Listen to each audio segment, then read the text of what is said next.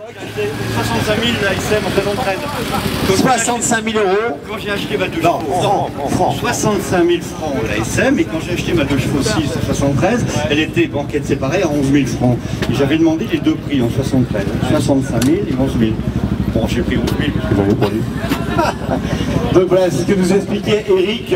À l'époque, la 2 chevaux c'était 11 000 francs et la SM 65 000 francs. Ça c'était à l'époque en 73, en 1973. C'était moins que ça. Voilà. J'avais été chez le constructeur. Alors Jean-Charles, bonjour Jean-Charles. Bonjour. On se connaît bien tous les deux. Tu as plusieurs voitures. Alors cette SM, c'est la première fois qu'on en présente une aux étangs d'Apigné. Je voulais depuis longtemps en présenter une, et ben ce sera la tienne. Voilà. Alors il faut raconter qu'à l'époque, dans les années 60... Il dit pas de bêtises parce que je vais te couper. Ah, il va me couper. Ah, si j'ai la moindre connerie, alors il va pas me couper. Moi, je vais dire ce que je sais, si je me trompe pas. Dans les années 60, à la fin des années 60, Citroën rachète Maserati. Voilà. Jusque-là, j'ai tout bon. Tout à fait. En janvier 1968. En janvier 1968, avant les événements, ils rachètent Maserati. Ils ont déjà une idée dans la tête, hein, Citroën, à l'époque, je pense.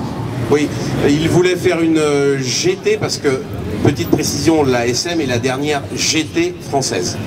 C'est vrai. Il n'y en a pas depuis. Une GT, c'est pas une voiture de course ni une voiture de sport, c'est une voiture de grand tourisme. Faut pas oublier que quand cette voiture a été lancée, il n'y avait pas de limitation de vitesse. On pouvait rouler à 220 sur la file de gauche. C'est sûr, il y a pas de limitation de vitesse. Non, pas en Il y a des jeunes ici, ils ne te croient pas là. C'est possible, mais c'est la vérité. Demandez à tous ceux qui ont plus de 45 ans. Il n'y avait pas de ceinture de sécurité. C'est vrai. Et l'essence coûtait quelques dizaines de centimes de francs. C'est pas possible, je te crois pas. Bah si, parce que le choc pétrolier, c'est 72, c'est après ce qui a tué entre autres la voiture. 73, le choc pétrolier 73, hein, avec la guerre des 6 jours. Voilà.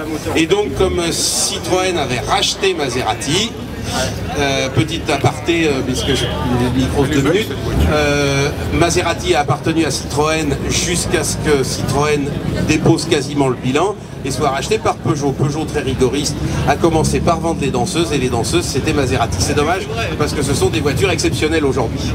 Citroën était mal en point en 74, 75, et c'est donc Peugeot qui a racheté Citroën. Et bien sûr, la SM, ça les intéressait pas trop.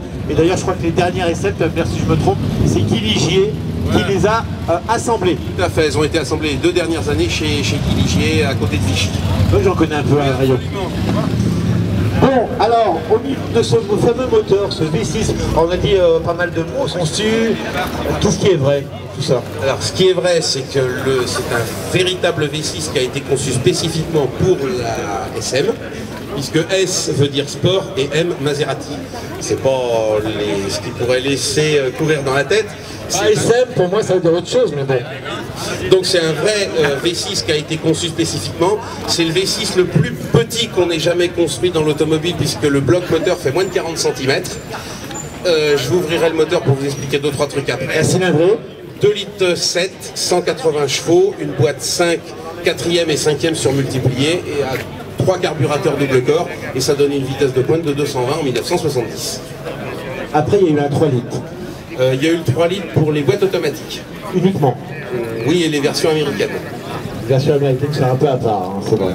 Parce qu'on a vendu des SM aux États-Unis. Pas beaucoup, mais quelques-unes. Il y a des grands amateurs de SM aux États-Unis. Notamment M. Attaway, qui en a bricolé une avec laquelle il a dépensé les 300. Sur le lac salé de Bonneville, je crois. Je sais plus. Oui, sûrement. Oui, oui.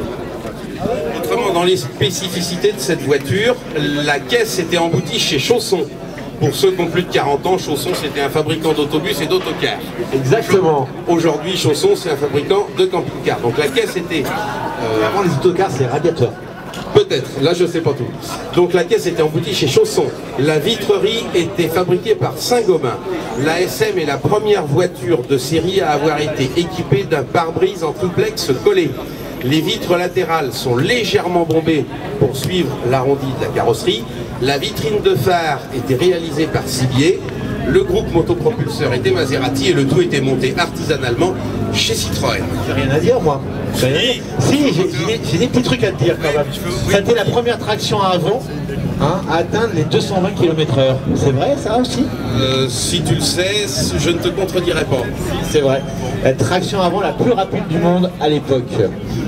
Oui, autre précision, parce que les gens connaissent beaucoup ça, vous connaissez tous la Ferrari Magnum, la série télé, et vous connaissez tous la Porsche 911.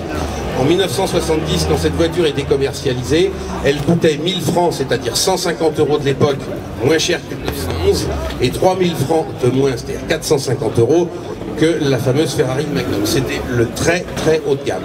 Très cher comme voiture, et c'était souvent les PDG de grosses entreprises qui roulaient avec ce genre de voiture.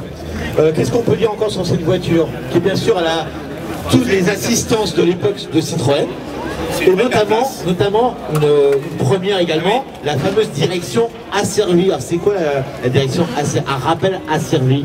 Je vais vous la mettre en route tout à l'heure, vous allez voir, quand on fait un créneau, ça a été monté après 2 séries sur les CX, c'est absolument fabuleux. L'assistance permet de tourner les roues sans aucun souci, sans aucun effort, sauf qu'une voiture normale, vous lâchez le volant, les roues restent braquées, et là vous lâchez le volant et les roues reviennent en ligne droite. Alors, oui, démonstration. Oui, il faut juste, quand on essaye une SM ou une CX, au premier virage, ne pas lâcher le volant parce qu'on va dans le fossé. Pourquoi? Parce qu'elle se remet au point zéro. Elle se remet au point zéro.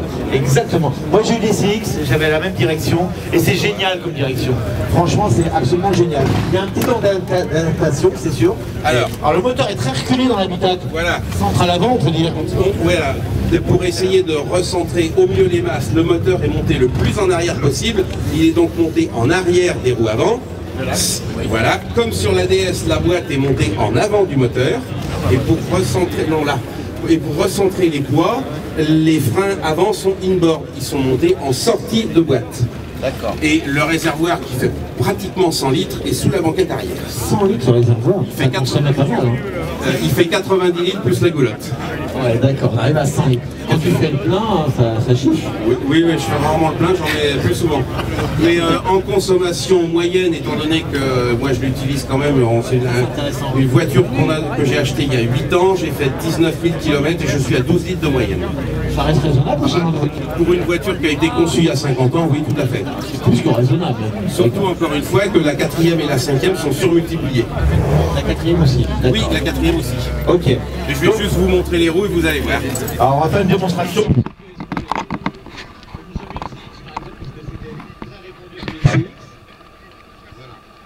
C'est-à-dire que le volant, vous le braquez, il revient automatiquement à sa position 0. Il ne faut jamais lâcher le volant. Parce que les roues se remettent droite et ça va tout droit. Voilà.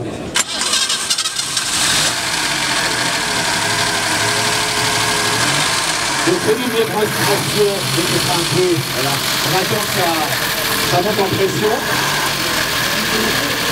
Bien sûr, voilà. Voilà, il va relâcher le volant et ça va se remettre à zéro. Automatiquement. Voilà. Pareil, il va stopper, il lâche le volant et voilà. Ça se remet progressivement. C'est un peu plus dommage, en roulant ça se fait automatiquement. Voilà. Alors on a un volant aussi qui arrive à bord. On n'a pas de montant d'ailleurs sur les vitres. On n'a pas de montant. Alors on a un tableau de bord qui est un peu original avec des compteurs un peu ovales, pas un peu ovales, et le volant d'ailleurs qui reprend un peu cette forme. Monoplan bien sûr, comme toute Citroën qui se respecte. On a un levier de vitesse qui est assez original, enfin une grille qui est assez originale, un chromé. Avec bien sélectionné, 5 vitesses plus la marche arrière. Et bien sûr on a... Il y avait comme option d'époque la climatisation, mais honnêtement ça coûte très cher à faire refaire, et comme c'est une voiture de loisir, j'ai entièrement déposé la climatisation, ça permet quand même de mieux refroidir le moteur. D'accord. À l'arrière bien sûr ça reste un coupé, mais on a des places assises derrière qui sont plus que correctes. Est-ce que vous considérez que c'est une 2+2 ou une vraie 4 places? Non, c'est une vraie 4 places. C'est une vraie 4 places. Voilà. Il va s'asseoir, tu vas t'asseoir à l'arrière. Oh, bah, aujourd'hui j'aurais tout testé. Allez hop. Ah ouais. Ah, on est très bien dans ces sièges. On est très bien. Je suppose que la route c'est très confortable, à l'arrière comme à l'avant. On est très bien. Bon, c'est vrai que la hauteur est un peu juste au niveau de la tête. Je suis pas très grand pourtant, mais autrement au niveau des jambes, ça reste correct. Plus que correct même. Voilà. Voilà. Avec le fameux autoradio entre les sièges, typique des Citroën de cette époque-là. Sur les CX, il y avait ça. Il n'est pas d'origine, mais... Il n'est pas d'origine, mais c'est pas grave. C'est pas grave. Ça fait longtemps que tu as ta SM. Alors ça Il y en a eu d'autres hein, d'ailleurs. Ah non, non, la SM c'est la première. Je l'ai trouvée en Loire-Atlantique. Elle a une histoire limpide. Son premier propriétaire l'a eu pendant 8 ans. Il avait quand même fait 100 000 km avant de casser le moteur, ce qui était bien. Non, enfin, le problème du V... Alors c'est un V6, il y a un double arbre à cam par rangée de 3 cylindres. Et le problème c'est que ces deux arbres périphériques sont alimentés par un arbre principal et c'est le patin et le tendeur de chaîne qui l'enchaînent. Voilà. C'est le défaut ça. Voilà, le premier propriétaire l'avait eu pendant 8 ans et a fait 100 000. Il l'a revendu à un agent Citroën qui a acheté une CX GTI et ce deuxième propriétaire l'a refaite. Et le moteur a été refait. Et sur le Fiabilisé aussi. Fiabilisé, et c'est les moteurs qui ont été refaits à l'époque. Sur la petite plaque moteur Maserati, il y a un R devant, comme quoi ça avait été refait en usine. Aujourd'hui ça pose pas de problème ces moteurs-là. A priori non, et alors il en a été produit 12 920 exemplaires, il y en aurait à peu près 3000 de recensés dans le monde et entre 1000 et 1500 en France. D'accord, ça reste une voiture. Alors autre chose, mais il y avait beaucoup de voitures, on va en parler, il y a beaucoup de voitures, de choses sur ces voitures. Il y avait des jantes, ça s'est jamais fait depuis, des jantes en résine. Toi tu les as pas sur la tienne. Alors explique-nous ça aussi, les jantes en résine. Alors les jantes en résine renforcée ont été sorties à partir de 72 je crois. Ça pesait que 4 kg au lieu d'une jante normale qui doit faire dans les 8 ou 9 kg. C'est incroyable. C'est incroyable, ça peut se monter aujourd'hui, il y en a des exemplaires qui sont refaits. Par contre, ça n'est pas les mêmes moyeux, il faut avoir une adaptation. Ah d'accord. Et ça c'est des jantes d'origine qui étaient en tôle avec les enjoliveurs. Je sais que c'est un peu, ça s'est jamais refait depuis. Hein, c'est assez incroyable. Autre chose, alors des carrossiers se sont attelés à cette voiture. Notamment Chaperon, qui a transformé donc des coupes SM en cabriolet et même aussi en berline. Raconte-nous. Voilà, alors il y a eu le nombre exact, je ne sais pas, peut-être entre une vingtaine de cabriolets SM sur la base du coupé. Il y a eu des berlines... Miller, c'est ça? Oui, le cabriolet Miller. Il y a eu les berlines 4 portes Opéra, il en a été fabriqué 6 ou 7. Et il a été fabriqué 2 exemplaires spécifiques pour l'Elysée à l'époque, commandés par le président Pompidou. Et la dernière fois qu'elle a défilé dans Paris, c'est quand Chirac a été élu. C'est vrai. 2 exemplaires de cabriolet 4 portes, rallongés. Et ce qui apparaît logique, aujourd'hui un exemplaire a été rétrocédé à Citroën et il est à Aulnay, enfin dans leur conservatoire Citroën. Et le deuxième reste dans les garages de la présidence. La présidence de l'Elysée. Et ben je crois qu'on a été vachement complet sur cette voiture, à part le coffre qu'on n'a pas vu, peut-être une dernière chose. Voilà. Hein, on s'est souvent plaint que la SM était très belle et que l'arrière était un peu tourmenté, par contre. Après c'est une affaire, bon. Alors la roue de secours qui est un peu jetée, ça c'est pas top, c'est vrai. Bon, pour la limite, avec les moyens qu'on a aujourd'hui, on peut l'enlever. Hein, on peut mettre une bombe anti-crevaison à la place. Bon, ça reste quand même relativement... on a sûrement assez de place pour partir en voyage. Est-ce que tu pars en voyage des fois avec en vacances? T'arrives? Non, mais on fait des grands week-ends. Les plus grands week-ends qu'on ait fait, c'est à peu près 800 km en 3 jours. Et on roule sur la file de gauche de l'autoroute à un rythme normal. Et si je crois aujourd'hui cette voiture, sur la route, elle n'est pas trop dépaysée? Ah non, non, non, ça se Elle est encore actuelle. Ah, tout à fait, ça se conduit comme une voiture normale, on a tout le confort de l'époque.